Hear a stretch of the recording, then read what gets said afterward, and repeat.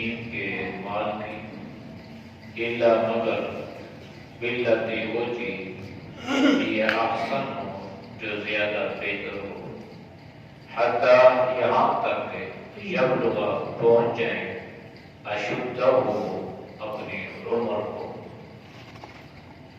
وَأَوْفُوا الْكَيْلَ اور پورا کرو کہ والمیزان اور وزن بالقسط صاف انصاف، لا نکلف ہم تکلیف نہیں دیتے نفساً کسی انسان کو الا مگر وسعها اس کی استطاعت کے مطابق، وَإِذَا قُلْتُمْ اور جب تم کہو فَاعْدِلُوا بس انصاف سے کہو، وَلَوْ كَانَ اگرچہ ہو ذا قربا قریبی رشتہ دار، وَبِعَهْدِ اللَّهِ اور اللہ کے عہد کو اوفوا پورا کرو، ذَلِكُمْ یہ تمہیں وصاکم وصیت کی جاتی ہے اس کی، لعلکم تذکرون تاکہ تم نصیحت حاصل کرو، وَأَنَّ اور بے شک ہذا یہ صراطی میرا راستہ ہے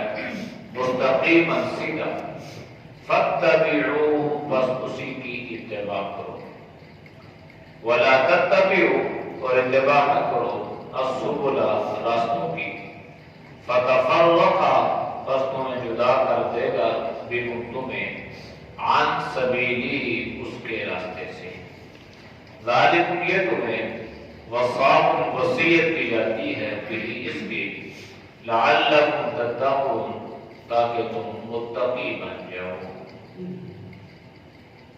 ان دو آیات کا ماقبل آیت کے ساتھ ربط و تعلق یہ ہے،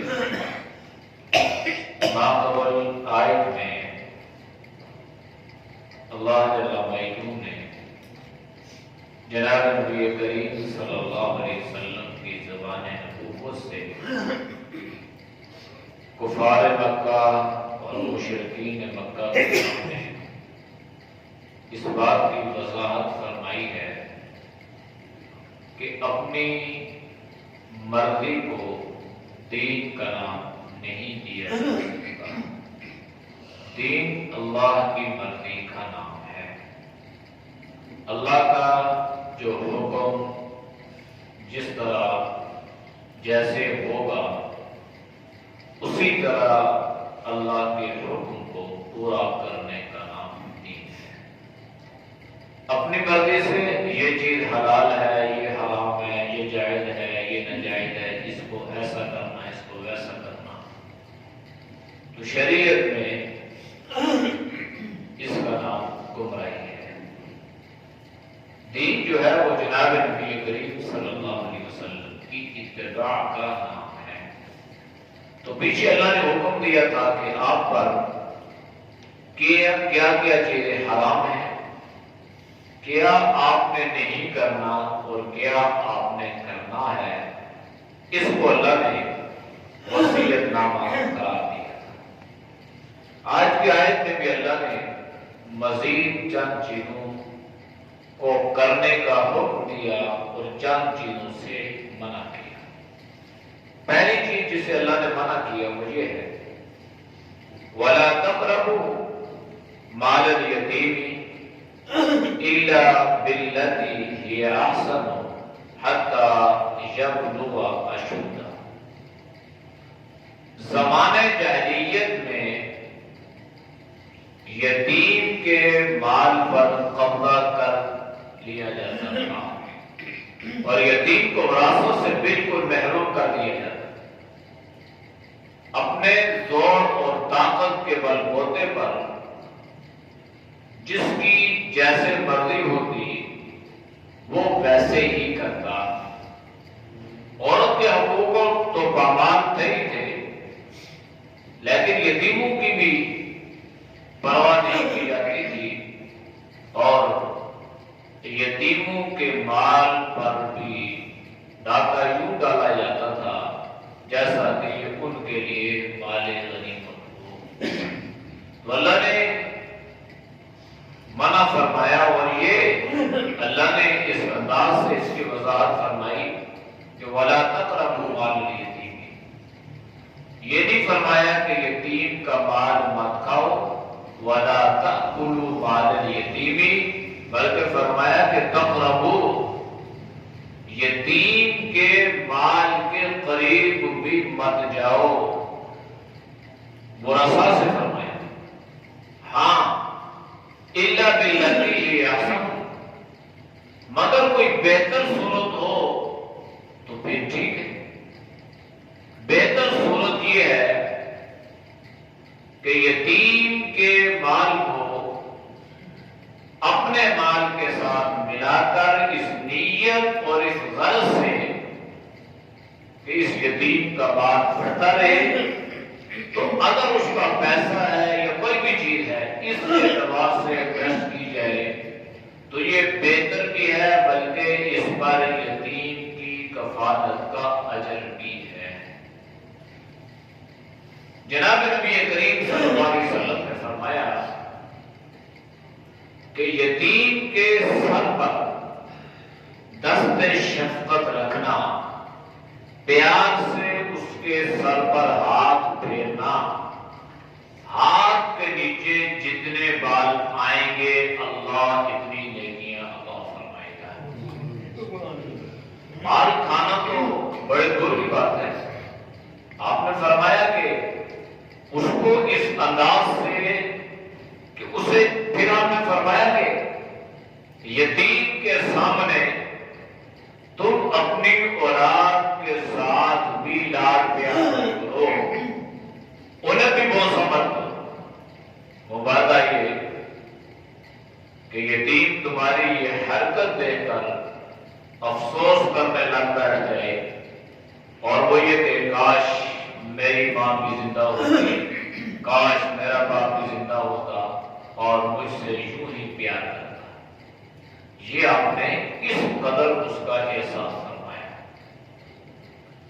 پھر سورۃ النساء میں یہ بات گزر چکی ہے،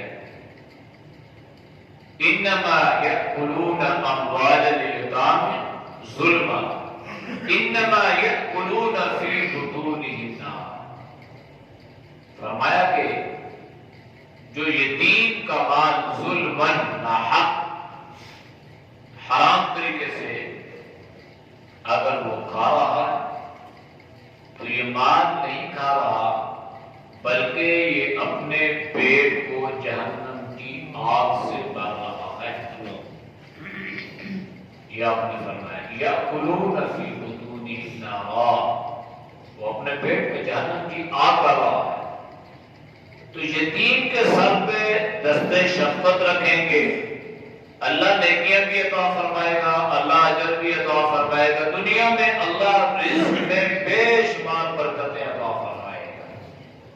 اور یہ بات تجربے اور مشاہدے سے ثابت ہے کہ جس کسی نے بھی یتیم کی کفالت کا ذمہ لیا، اللہ نے اس کو دنیا میں اس کے مال میں برکت عطا کی۔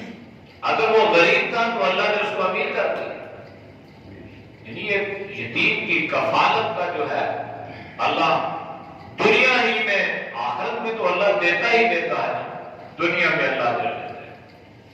تو اس لیے فرمایا کہ قریب مت جاؤ، یعنی ان کا مال مت کھاؤ، ہاں اگر خود دیانتدار ہو اور یتیم کے مال کو اپنے مال کے ساتھ ملاؤ اس نیت سے کہ اس کا مال بڑھتا رہے، تو ہی احسن، یہ ٹھیک ہے، بہتر ہے۔ حتی یبلغ اشدہ، یہاں تک کہ یتیم جو ہے یہ اپنی پختہ عمر کو پہنچ جائے، بالغ ہو جائے۔ تو بالغ کا جو اطلاق جو ہے وہ تقریباً 13-14 سال کی عمر میں ہے، لیکن اس کے لیے بھی یہ شرط یہ ہے کہ بلوغت کے بعد اس یتیم کا امتحان لیا جائے، اس کو پرکھا جائے، اس کو دیکھا جائے کہ اس میں مال کی حفاظت کی سوچ پیدا ہوئی ہے یا نہیں ہوئی۔ اگر ہوئی ہو تو تب اس کا مال اس کے سپرد کر دیا جائے، ورنہ 18 سال کی عمر اور بعضوں نے فرمایا 23 سال کی عمر تک اس کے مال کی حفاظت کی جائے۔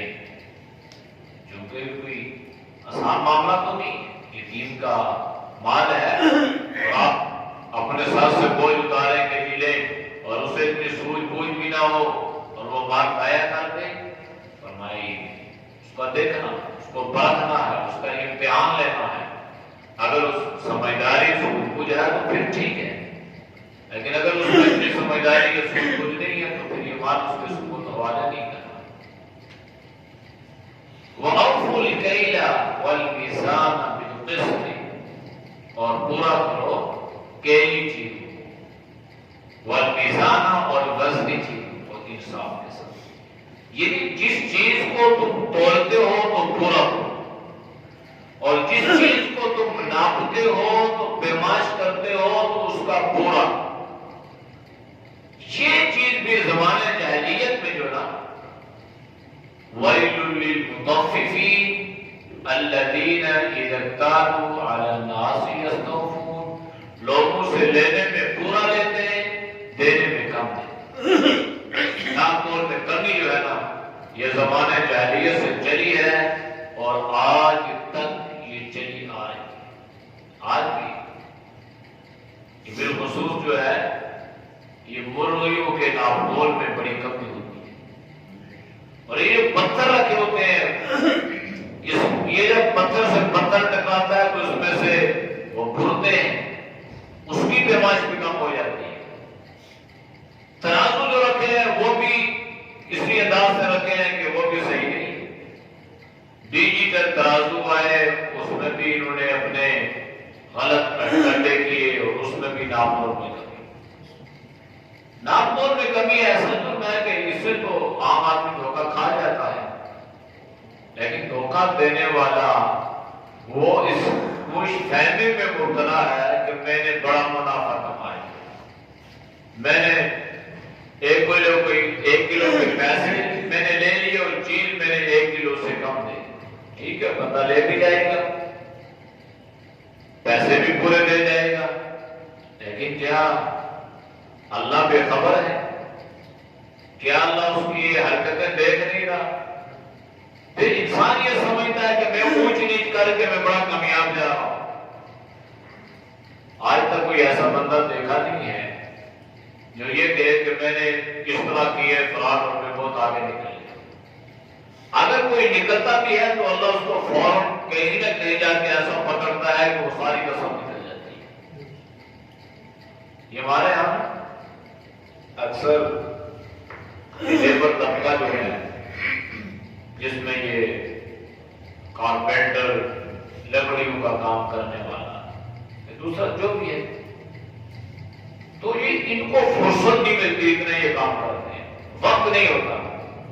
صبح سے شام تک 3 بار ایسے لگے ہوتے، لیکن جب بات کرو، جب پوچھو کیا حالات ہے تو کیا جواب ملے گا؟ بس جی بڑے حالات خراب ہیں، بہت ہی ہو گیا. یعنی کبھی آپ ان کو خوشحال نہیں دیکھیں. وجہ کیا ہے؟ وجہ یہ ہے کہ وہ کماتے تو ہیں، محنت تو کرتے ہیں، لیکن اس محنت میں وہ حیرت پھیری کیا کرتے ہیں. ان کی ساری محنت ضائع رائگان چلی گئی. ان کا رزق حلال جتنا بھی تھا اس میں حرام کی آمیزش آئی اور اس حرام نے اپنا اثر دکھایا اور حلال میں سے برکت ختم کر دی. یہ اکثر یہ تجربے کی بات ہے. تو یہ اللہ نے فرمایا کہ انصاف، تو اللہ تو دیکھ رہا ہے.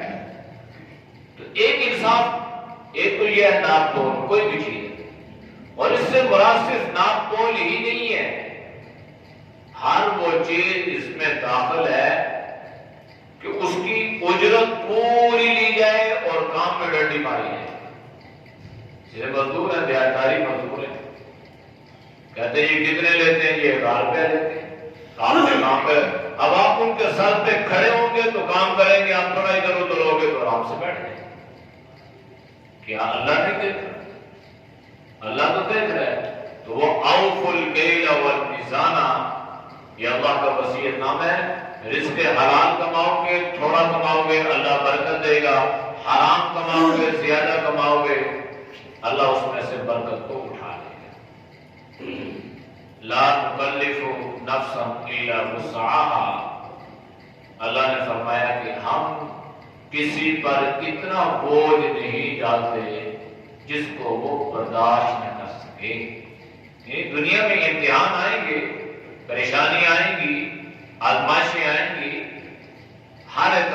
رزق کے اعتبار سے، صحت کے اعتبار سے، کسی اعتبار سے بھی، لیکن وہ اتنی ہوگی جتنی اس کو انسان برداشت کر سکتا ہوگا، اس کے بس سے باہر انسان اس کو مبتلا نہیں کرے گا۔ اللہ تو جانتا ہے، اللہ تو علیم بذات الصدور ہے کہ اس میں کتنی طاقت ہے، یہ کتنا بوجھ اٹھا سکتا ہے، یہ کتنا بوجھ برداشت کر سکتا ہے۔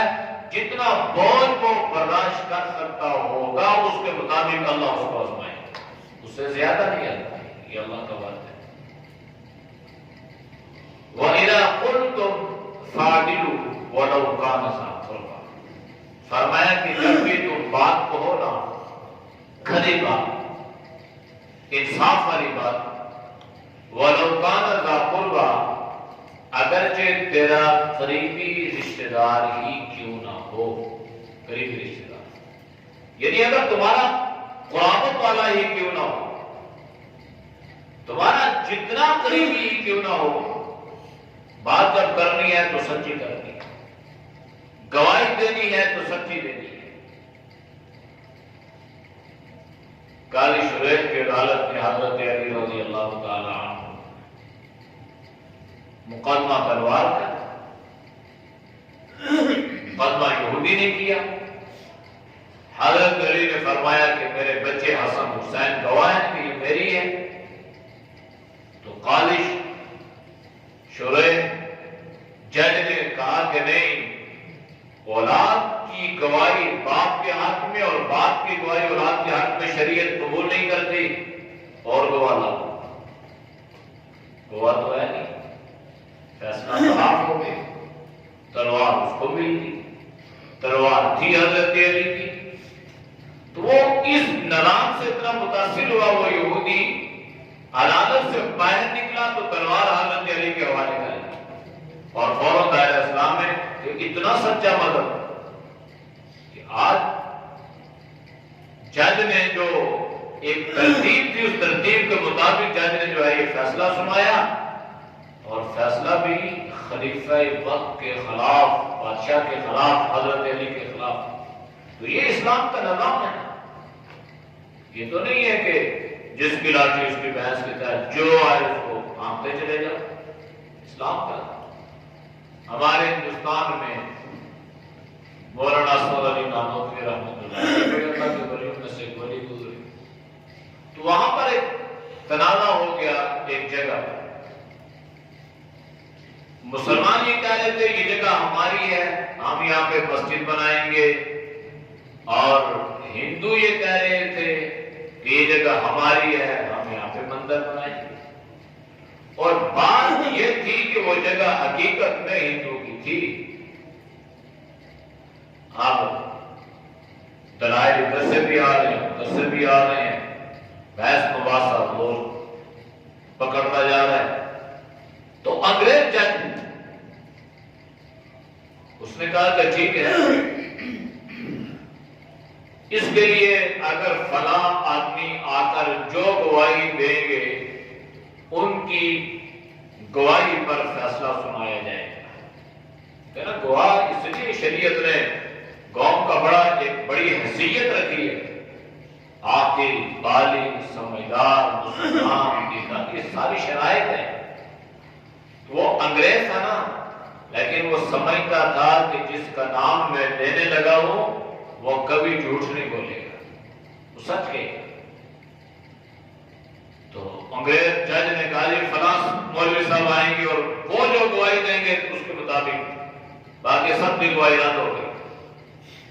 مسلمان بڑے خوش ہو گئے، چلو جی انگریز نے بڑا اچھا کیا ہے، اب ہمارے مولوی صاحب ہیں اپنے ہیں، وہ تو یہاں پہ مسجد بنائیں گے، اور ان کو تو جگہ نہیں ملے گی ہندوؤں کو ان کے مندر کے لیے، ٹھیک ہے، مسلمان خوش ہو گئے۔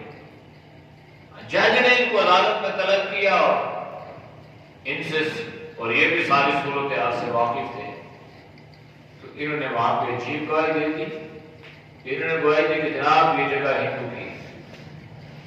مسلمان بڑے غصے میں آ گئے کہ ہمارا اپنا ہو کے اس نے ہمارے ساتھ دو ہاتھ کر لیے، پھر باتیں تو کرتے ہی کرتے ہیں، کسی نے کہا ہوگا یہ بک گئے، کسی نے کہا ہوگا ہندو نے ان کو خرید لیا، بڑی بڑی باتیں چلتی رہتی ہیں۔ تو جب جج نے ان کی یہ گواہی لکھی نا، تو اس گواہی پہ جج نے فیصلہ محفوظ کیا اور فیصلہ اس نے سنایا۔ اس نے عجیب فیصلہ سنایا۔ جج نے وہ حروف لکھے، اس حروف میں کیا لکھا؟ جج نے یہ لکھا کہ آج بظاہر مسلمان ہار گئے لیکن اسلام جیت گیا۔ مسلمان ہار گئے، اسلام جیت گیا۔ اسلام اس لیے جیت گیا کہ اسلام نے کہا تھا کہ سچ بولنا ہے، اگرچہ قریبی رشتہ دار ہی کیوں نہ ہو، اور انہوں نے سچ بولا، فتح اسلام کی ہو گئی۔ ظاہری طور پہ مسلمان ہار گئے، لیکن سچ نے اپنا اثر یہ دکھایا کہ آگے چل کر وہ جگہ اللہ نے مسلمانوں کو دے دی، اور اس کے اثر سے کتنے لوگ دائرہ اسلام میں داخل ہو گئے، کتنے ہندو نے کلمہ پڑھ لیا۔ اور لکھنے والا جج ہے کہ کہتا ہے اسلام جیت گیا، تو جو یہ کہہ رہا ہے اسلام جیت گیا، تو کیا وہ اسلام سے متاثر نہیں ہوا ہوگا؟ ظاہر بات ہے۔ تو سچ اپنا اثر لازمی دکھاتا ہے، حق و سچ کی فتح ہوتی ہوتی ہے۔ اس لیے وَإِذَا قُلْتُ فَعْدِلُوا وَلَوْ كَانَ ذَا قُرْبَىٰ، جب بھی بات کرنی ہے سچی کرنی ہے، اگرچہ قریبی رشتہ دار ہی کیوں نہ ہو۔ وَبِعَهْدِ اللَّهِ أَوْفُوا، اللہ سے جو عہد کیا ہے اس کو پورا کرنا ہے۔ اللہ سے ہم نے عہد کیا کیا ہے؟ عالم ارواح میں اللہ نے ہم سے ایک عہد لیا تھا، أَلَسْتُ بِرَبِّكُمْ، کیا میں تمہارا رب نہیں ہوں؟ تو ہم نے کہا تھا قالوا بلا، آپ بھی ہمارے کیا ہو؟ تو اس عہد پہ قائم رہنا ہے، اس پر استقامت اختیار کرنی ہے۔ پھر اس کے بعد جب ہم دائرہ اسلام میں داخل ہو گئے اور کلمہ پڑھ لیا لا الہ الا اللہ محمد رسول اللہ، تو یہ بھی ہم نے اللہ سے ایک عہد کر لیا کہ ہماری زندگی کا محور اور مرکز لا الہ الا اللہ محمد رسول اللہ سے باہر نہیں ہوگا۔ لا الہ الا اللہ میں توحید، احکامات، اور محمد رسول اللہ میں سنت اور عملی زندگی آ گئی۔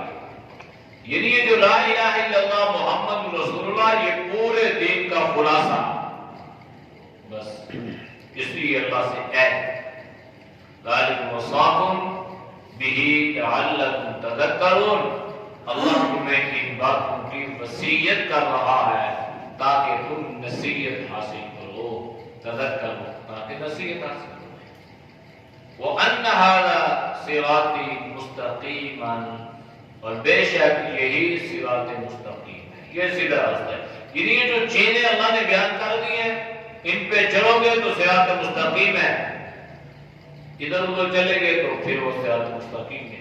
فَاتَّبِعُوهُ، بس اسی راستے کی اتباع کرو۔ وَلَا تَتَّبِعُوا السُّبُلَ فَتَفَرَّقَ بِكُمْ عَنْ سَبِيلِهِ، تم دائیں بائیں راستوں کی اتباع مت کرنا، یہ راستے تمہیں صراط مستقیم سے جدا کر دیں گے۔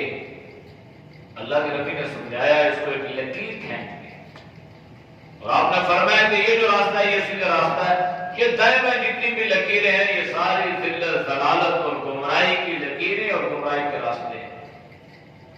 اور شیطان جو ہے نا، شیطان انسان پر اتنی محنت کرتا ہے اور اتنا زور لگاتا ہے کہ بالکل آخر تک وہ مایوس نہیں ہوتا، وہ آخر تک پیچھے لگتا ہے۔ اللہ کے نبی نے فرمایا یہاں تک کہ جب اس کی روح پرواز کرنا شروع ہوتی ہے، اور اگر کسی کی زبان سے اللہ کلمہ کو نکلوائیں اور وہ یہ کہے لا الہ الا اللہ، تو شیطان تب بھی یہ زور لگاتا ہے کہ اس کی زبان سے الا اللہ نہ نکلے، بلکہ یہ کہتا دنیا سے جائے لا الہ لا الہ، یعنی کوئی نہیں ہے، کوئی نہیں ہے، کوئی نہیں الا اللہ، یہاں تک یہ زور لگاتا ہے۔ مایوس نہیں ہوتا، ایک آدمی دین پہ آ گیا، شریعت پہ آ گیا، اعمال میں استقامت، اور وہ یہ بالکل اس سے نہیں، بلکہ اس پر شیطان ایسا عجیب حملہ کرتا ہے کہ انسان سوچ بھی نہیں سکتا. اکثر لوگ ہم میں سے نا فوراً کوئی ویسی بات سنتے ہیں تو کہہ دیتے ہیں جی یہ ہے نہیں ایسے. مطلب کسی عالم کے خلاف، کسی امام کے خلاف، کسی قاری حافظ کے خلاف، کسی دیندار آدمی کے خلاف اگر کوئی بالفرض کوئی بات سن لی، اگر خدا نخواستہ کوئی اونچ نیچ ہو گئی، وہ کوئی فرشتہ تو نہیں تھا، وہ کوئی نبی تو نہیں تھا، وہ کوئی صحابی تو نہیں تھا جس کی اللہ حفاظت فرمائے. یہ انسان تھا اور شیطان اس کے پیچھے لگا ہوا تھا اور شیطان نے عین موقع پا کے اس کو دبوچ لیا اور اس سے یہ حرکت کروا بیٹھا. تو اس کا مطلب یہ ہرگز نہیں ہوتا کہ اگر بالفرض یہ ایسا ہے تو سارے ایسے ہو. ہر جگہ پہ، ہر معاشرے میں، ہر پیشے میں ہر طرح کے لوگ موجود ہوتے. کتنے ایسے ڈاکٹر جن کو مسیحا کہا جاتا ہے، کتنی باتیں ان کے کبھی کبھی سامنے آ جاتی ہیں. تو اس طرح جو ہے یہ ہم ان کو اس لیے تھوڑا سا ہائی لائٹ کرتے ہیں کہ ہم یہ سمجھتے ہیں کہ یہ بالکل فرشتے ہیں، ان سے تو کوئی ہو ہی نہیں سکتا. نہیں، تو یہ شیطان لگا ہوا ہے اور جو آدمی جتنا دین پہ آتا ہے شیطان کی محنت اس پر اتنی ہی زیادہ ہو جاتی ہے نا. جہاں پہ شہد ہوگا مکھیاں وہاں پہ آئیں گی، جہاں ایمان ہوگا ڈاکہ ڈالنے کی کوشش وہاں کی جائے گی، جہاں پر ایمان نہیں ہے وہاں پہ کیا ڈاکہ ڈالے گا. اس لیے اس پر بڑے احتیاط کی ضرورت ہے اور اسی لیے اعوذ باللہ من الشیطان الرجیم لا حول ولا قوت، یہ اعمال بڑے ضروری رہتے ہیں. ذالکم وصاکم بہ لعلکم تتقون، تمہیں ان باتوں کی وصیت کی جاتی ہے تاکہ تم متقی بن جاؤ. جب متقی اور پرہیزگار بن گئے تو اللہ دنیا بھی بنائے گا، آخرت بھی بنے گی. تو جب اللہ راضی ہو جائے گا تو اللہ انشاءاللہ دنیا میں بھی مہربان ہوگا اور آخرت میں تو اللہ کی مہربانی متقی لوگوں کے ساتھ بالخصوص خاص ہوگی. اعوذ باللہ من الشیطان الرجیم، بسم اللہ الرحمن الرحیم، ولا تقربوا مال اليتيم إلا بالتي هي أحسن حتى يبلغ أشده وأوفوا الكيل والميزان بالقسط لا نكلف نفسا إلا وسعها وإذا قلتم فاعدلوا ولو كان ذا قربى وبعهد الله أوفوا ذلكم وصاكم به لعلكم تذكرون وأن هذا صراطي مستقيما فاتبعوه ولا تتبعوا السبل فتفرق بكم عن سبيله ذلكم وصاكم به لعلكم تتقون.